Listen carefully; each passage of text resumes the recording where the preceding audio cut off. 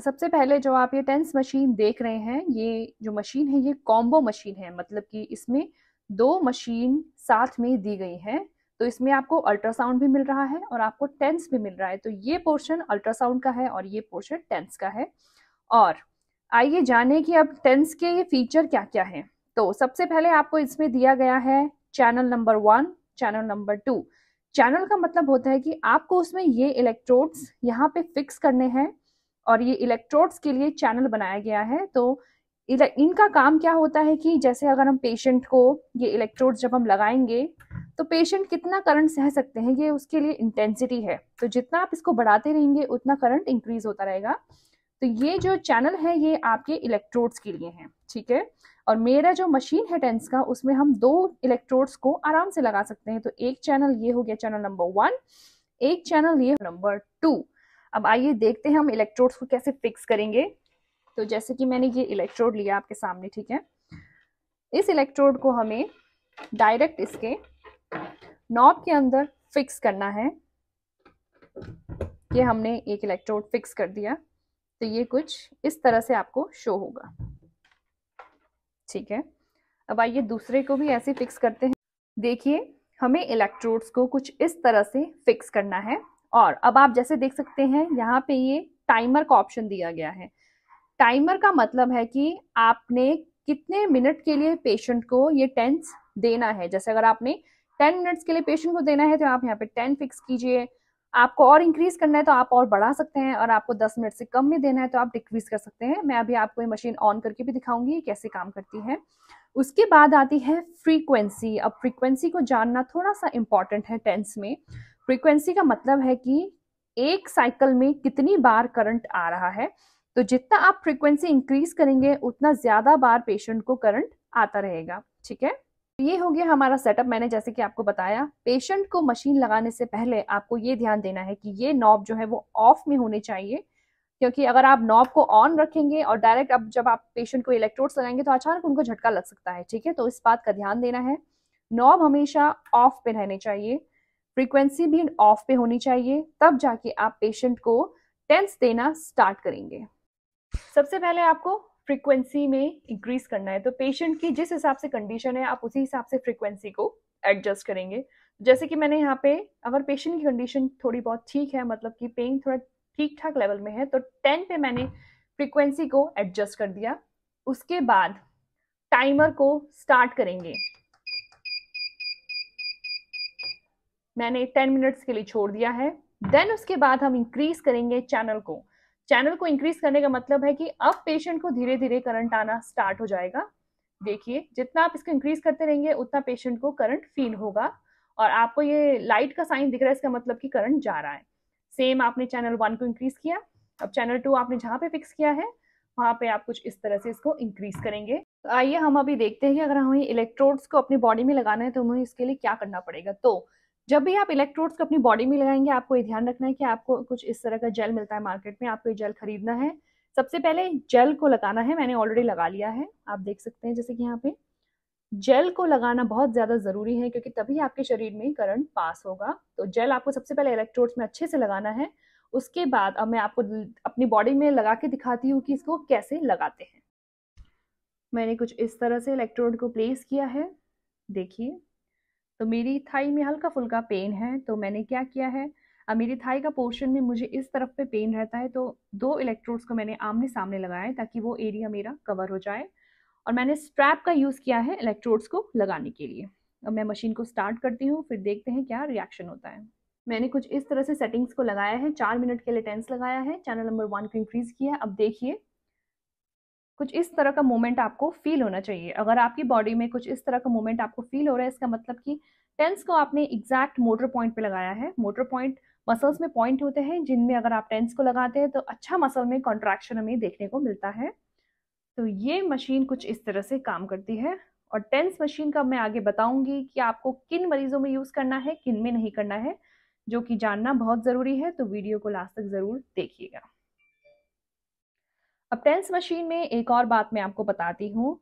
जैसे कि आपने अभी मेरा जो ये करंट है, आप इसका लेवल देखिए, अभी ये 7 लेवल पे है। तो धीरे धीरे जैसे जैसे पेशेंट का शरीर इस करंट को टॉलरेट करता रहेगा तो पेशेंट को एक करंट फील होना कम हो जाएगा, तो उसको हम अकोमोडेशन कहते हैं। तो उस लेवल पे आप हल्का सा पेशेंट से पूछ के अगर आपको करंट कम फील हो रहा है तो थोड़ा बहुत आप इंक्रीज कर सकते हैं।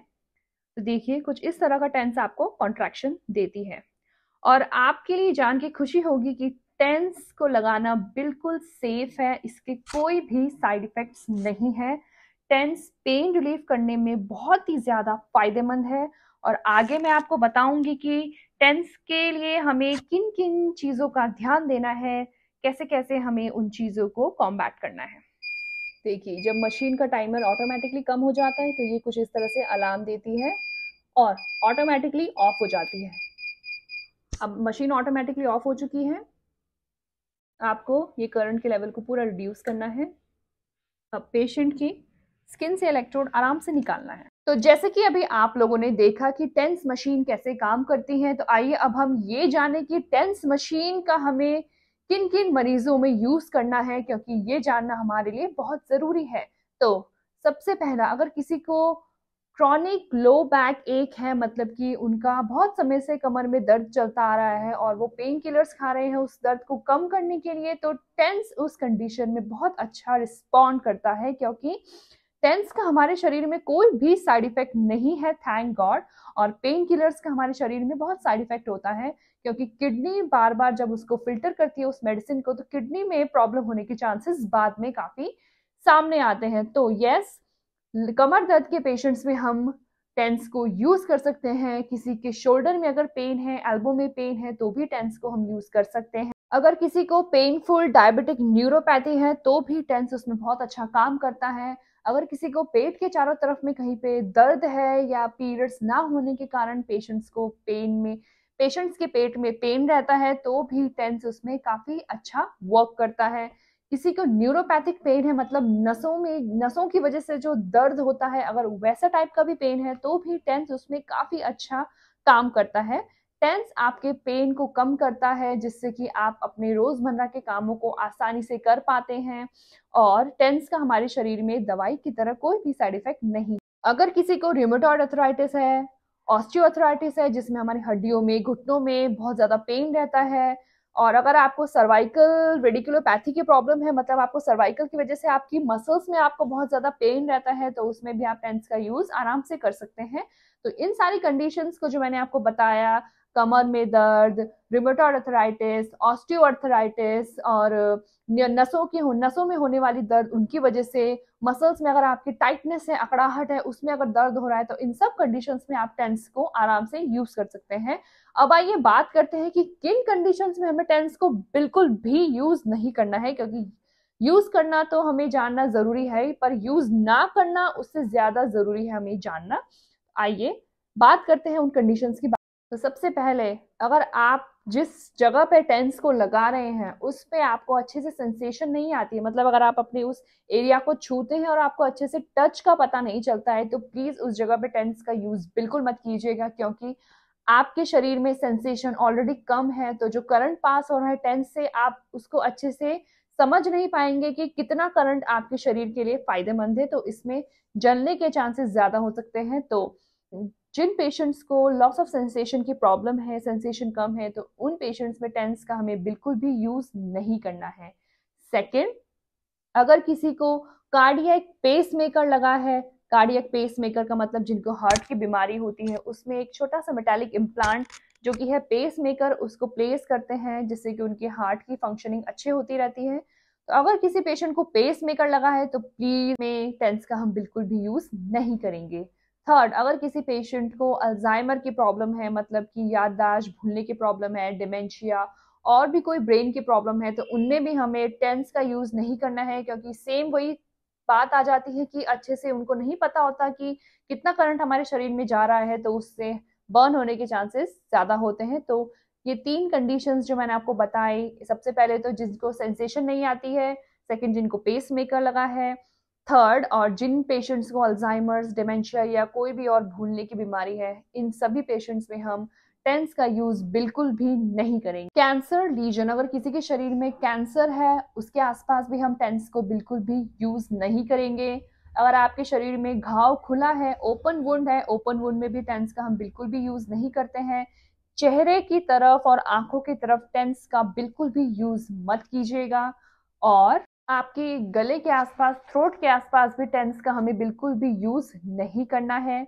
रीढ़ की हड्डी के डायरेक्ट ऊपर हमें टेंस को बिल्कुल भी नहीं लगाना है। तो इन सभी चीजों को आप प्लीज ध्यान दीजिएगा टेंस को यूज करने से पहले। तो इस वीडियो में हमने ये जाना कि क्या है टेंस, हमें कैसे यूज करना है, और टेंस को क्या क्या इंडिकेशंस है, टेंस के क्या कॉन्ट्राइंडिकेशंस है। तो ये सारी डिटेल्स को जानने के बाद ही आप टेंस का यूज कीजिएगा। और प्लीज टेंस को यूज करने से पहले किसी प्रोफेशनल को जरूर बुलाइए, और या किसी प्रोफेशनल से अच्छे से सीखिए, क्योंकि टेंस मशीन से बर्न्स के चांसेस भी हो सकते हैं। तो प्लीज इस बात का ध्यान दीजिएगा। और अगर आपको मेरा वीडियो पसंद आया तो please like, share and subscribe जरूर कीजिएगा मेरे चैनल को। मैं ऐसे ही और नई नई वीडियोस लाती रहूंगी। और कोई भी डाउट आपको टेंस से रिलेटेड है तो प्लीज आप कमेंट बॉक्स में कमेंट कर सकते हैं, मैं डेफिनेटली आपके कमेंट्स का आंसर करूंगी। तो आज के लिए इतना ही, मिलते हैं नेक्स्ट वीडियो में। तब तक के लिए goodbye and have a great day है।